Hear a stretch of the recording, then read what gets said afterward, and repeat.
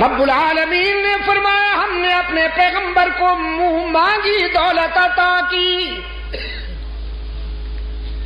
ہم نے اپنے نبی کی آرزو پوری کر دی، سلطنت عطا فرمائی، اور سلطنت بھی وہ کہ دھرتی پر حکومت، انسانوں پر حکومت، حیوانوں پر حکومت، پرندوں پر حکومت، ہواؤں پر حکومت۔ قرآن کہتا ہے فَسَخَّرْنَا لَهُ الرِّيحَ، ہم نے ہواؤں کو بھی پابند کر دیا، باد سرسر کی تیزی کو بھی روک دیا، باد صبا کی لطافتوں کو بھی روک دیا۔ ٹھہر جاؤ، انتظار کرو سلیمان کی انگلی جدھر اٹھتی جائے تم اپنی پرواز کی وہی راہ متعین کر لو۔ تجری بامرہ رخاء، ہوائیں سلیمان علیہ السلام کے اشارے پر چل رہی ہیں، جانور محکوم، پرندے محکوم۔ قرآن کہتا ہے وَحُشِرَ لِسُلَيْمَانَ جُنُودُهُ مِنَ الْجِنِّ وَالْإِنسِ وَالطَّيْرِ فَهُمْ يُوزَعُونَ۔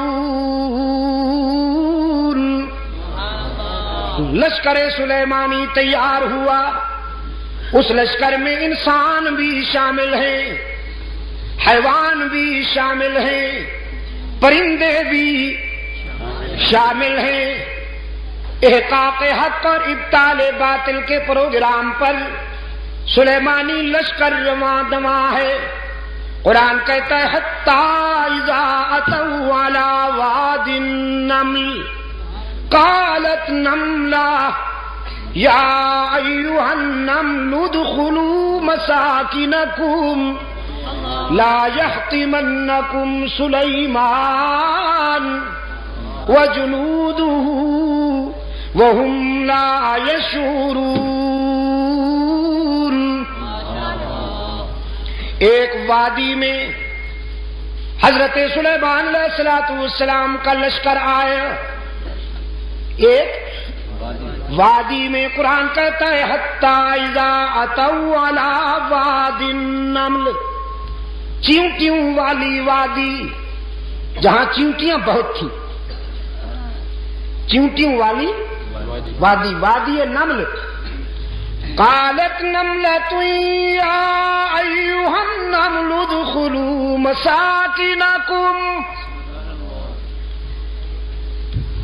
ایک نملہ نے، ایک چیونٹی نے اپنی برادری کو خطاب کرتے ہوئے کہا جلدی جلدی اپنے سوراخوں میں گھس جاؤ، سلیمان کا لشکر آ رہا ہے، کہیں روندی نہ جاؤ، کہیں بلڈوز نہ ہو جاؤ، گھس جاؤ اپنے بلوں میں اور اپنے سوراخوں میں۔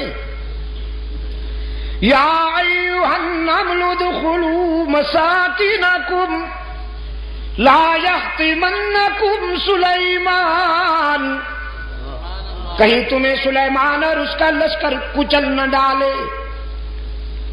سوال ہوا پیغمبر تو بڑا رحم دل ہوتا ہے، وہ اس کمزور اور حقیر مخلوق کو کیوں کر روندے گا؟ قرآن کلام فطرت ہے نا، فوراً جواب دیا وَهُمْ لَا يَشْعُرُونَ،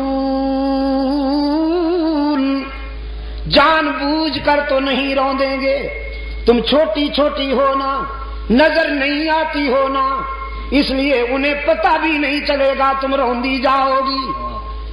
چیونٹی کو بھی پتا ہے، چیونٹی کو بھی یہ معلوم ہے کہ پیغمبر انسان ہوتے ہیں اور انسان والی نظر رکھتے ہیں۔